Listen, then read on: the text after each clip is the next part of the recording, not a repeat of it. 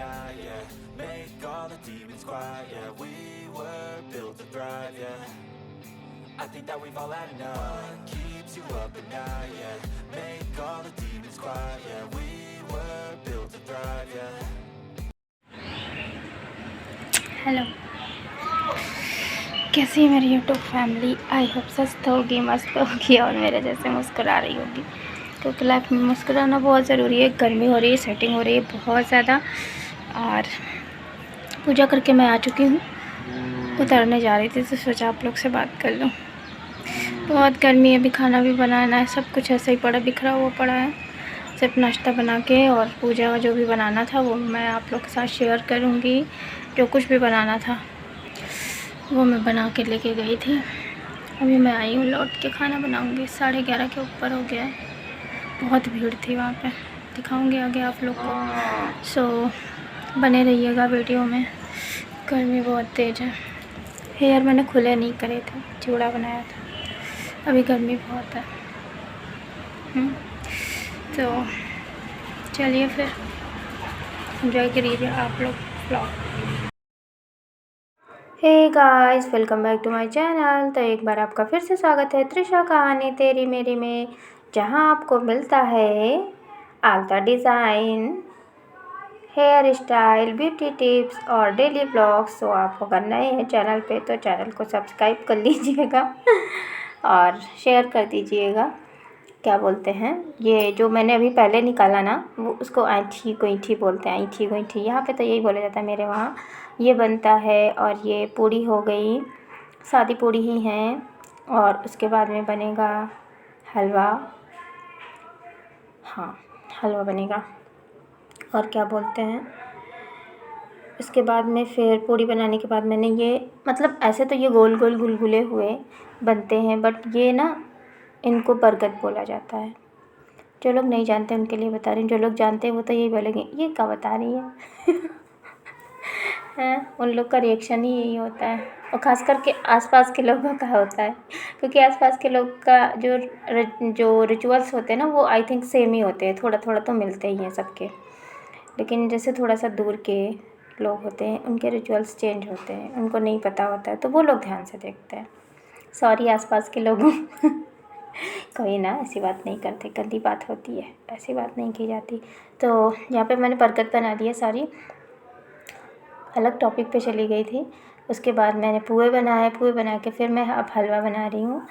और हलवा बनाने के लिए सूजी को भूनना पड़ेगा, और भूनने के लिए कढ़ैया गरम करनी पड़ेगी। कढ़ैया गरम होगा तो फिर इसमें ऑयल डालेंगे। उसके बाद जब ऑयल हो जाएगा तो फिर हम डालेंगे इसमें सूजी, और सूजी को अच्छे से भून लेंगे। भूनने के बाद में फिर इसमें हम ऐड कर देंगे पानी और मसाला, मेवा, जो भी आपको डालना है।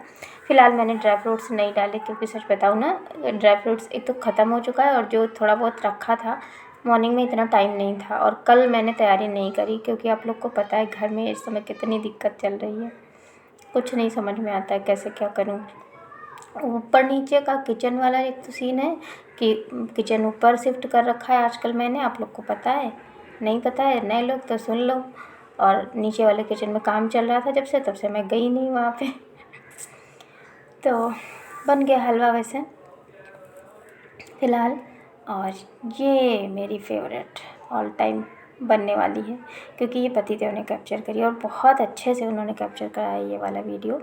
बहुत सुंदर लग रही हूँ मैं फ़िलहाल मैं अपनी बड़ाई खुद कर रही हूँ, बट सच में बहुत अच्छे से कैप्चर किया उन्होंने। मैंने उनसे बोला कि ऐसे थोड़ा नीचे से करना ऊपर की ओर, तो फिर इन्होंने कर दिया वैसे, और बहुत अच्छे से किया है उन्होंने। बस अगर थोड़ा सा जूम आउट होता तो और भी क्या बताऊँ। और ये है, इसमें खरबूजा बहुत ज़्यादा इम्पोर्टेंट, खरबूजा और चने, ये हर कोई चढ़ाता है पूजा में। और ये धागा मतलब फेरे के लिए होता है, 2 माले बनाए जाते हैं, यही कुछ रहता है जो आप लोग देख रहे हो पूजा का सामान। मेहंदी अच्छी लग रही ना मेरी।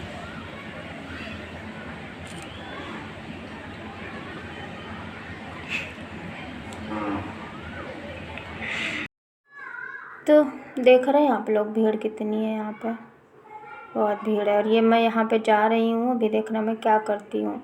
इतनी भीड़ थी कि मैं गई, बैठी, थाली वाली रख दी थी, उसके बाद अभी मैं क्या बताऊँ इतनी भीड़ हो गई ना, मैं वहाँ से उठ के भाग आई क्योंकि समझ में नहीं आ रहा था कैसे पूजा करूँ। तो फिर मैंने सोचा चलो अच्छा, ये लोग घूमने वाले जो लोग घूम रहे हैं, ये लोग एक बार घूम के बैठ जाए फिर मैं करती हूँ। उसके बाद मैंने थोड़ी देर बैठी, तब थोड़ा बहुत सामान एडजस्ट कर रही थी, तब तक लगा ज़्यादा दिक्कत हो रही है। तो पानी गिर गया था किसी का, इस वजह से जो चबूतरा बना है ना वो बहुत फिसलन वाला हो गया था। इस वजह से मैंने कहा चलो चलते हैं अभी यहाँ से। तो इसी वजह से मैं अभी देखना मैं निकल लूँगी वहाँ से उसके बाद मैं थोड़ी देर खड़ी रही, फिर एक जगह दिखी, फिर मैं वहाँ पे गई। वो मैं अभी आप लोग के साथ शेयर करूँगी और आगे हम शेयर करेंगे कि हम सावित्री माँ की पूजा इस तरह से क्यों करते हैं, क्या कहानी है। जिन लोग को नहीं पता है, जिन लोग को पता है देन इट्स ओके, बट जिनको नहीं पता है उनको मैं आज थोड़ी सी जो भी नॉलेज है मेरे को, मैं ये तो नहीं कहती कि मुझे फुल नॉलेज है, बट जो भी नॉलेज है वो मैं बताऊँगी आप लोग को। सो बने रहिएगा वीडियो में एंड तक, क्योंकि एंड तक रुकना बहुत ज़रूरी है। ये देखिए मैं थक के खड़ी हो गई क्योंकि बिल्कुल भी नहीं बन रहा था कुछ भी, और सबको जल्दी रहती है, ये दिक्कत है ना। मैं यहाँ से उठ के भाग आऊँगी अभी। तो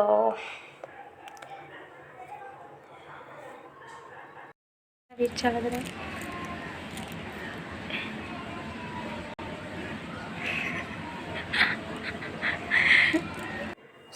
मैं यहाँ तक आ चुकी हूँ फ़िलहाल अपनी पूजा के स्थान तक।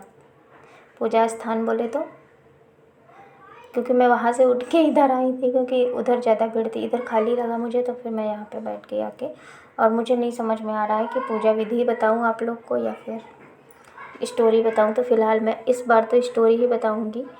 और क्या बोलते हैं, इसमें ना कुछ चीज़ें बता देती हूँ। जैसे खरबूजा हो गया, दूसरा हो गया धागा होता है, माला होता है, मतलब धागे से बना हुआ माला, जो कि हमें या तो फिर साल भर पहनो या फिर 12 दिन पहनो। और इसमें 12 नंबर्स का बहुत महत्वपूर्ण योगदान होता है।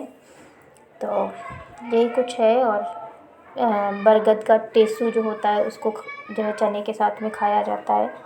ये सब पूजा के बाद होता है, मतलब पूजा करने के बाद में वहीं पे खाया जाता है और एक बार में घूटना रहता है, ये भी एक फैक्ट है। तो बहुत सारी चीज़ें हैं, बट मैं आज स्टोरी सुनाऊंगी सावित्री जी और सत्यवान जी की। बहुत भीड़ है, मतलब ऐसे कच कच कच कच की आवाज़ आ रही होगी तो उसको इग्नोर कर दीजिएगा प्लीज़।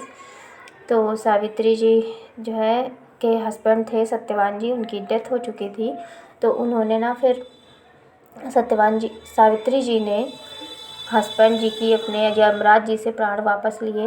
वो कैसे लिए, तो उन्होंने ना यमराज जी से बोला, यमराज जी ने बोला कि आप इनके प्राण के अलावा कुछ और मांगो, मैं दे सकता हूँ बट ये नहीं दे सकता। तो फिर सावित्री जी ने बोला कि मेरे सास ससुर जो है वो कुष्ठ से मुक्त हो जाए, तो वो कुष्ठ से मुक्त हो गए। दूसरा था उनका साम्राज्य वापस मिल जाए, तो उनका साम्राज्य भी वापस मिल गया। बट तीसरा वचन जो था, उन्होंने बोला कि मैं पुत्रवती हो जाऊँ। जैसे ही यमराज जी ने तथास्तु बोला, सावित्री जी ने तुरंत बोला कि अब मैं कैसे पुत्रवती हो सकती हूँ जब आप मेरे हस्बैंड के प्राण लेके जा रहे हो। और तो क्या, फिर यमराज जी जो है मुस्कुराए और चल दिए और उनके प्राण जो है वापस दे दिए। उनके पति को सत्यवान जी वापस हो गए, जिंदा हो गए। तो इस तरह से उन्होंने अपनी बुद्धिमत्ता कहें या फिर अपनी अर्चना पूजा या फिर अपनी सती सावित्री होने का वो था, जो भी था, नियति को कोई नहीं टाल सकता है, वही सीन था इस जो है स्टोरी में। तभी से ये सती सावित्री जो है सावित्री व्रत कथा या फिर सावित्री व्रत पूजा मनाया जाता है। और इसको हर सुहागिन को करना चाहिए। जो लोग नहीं करते उनके लिए मैं नहीं कहूँगी, क्योंकि होती हैं कुछ लोग, कुछ रिचुअल्स होते हैं जो सबके यहाँ नहीं होते, ये सबके साथ में होता है, लेकिन करनी चाहिए। और पति की दीर्घायु के लिए, पति की लंबी उम्र के लिए, सुख शांति के लिए, अपने जीवन में अच्छे के लिए। और जैसे ये करवा चौथ का व्रत हस्बैंड के लिए रखा जाता है, वैसे ही रखा जाता है ये भी व्रत।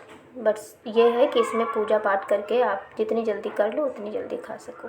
तो बताइएगा आप लोग को स्टोरी कैसी लगी। और जितना कुछ नॉलेज था मैंने आप लोग तक पहुंचा दिया।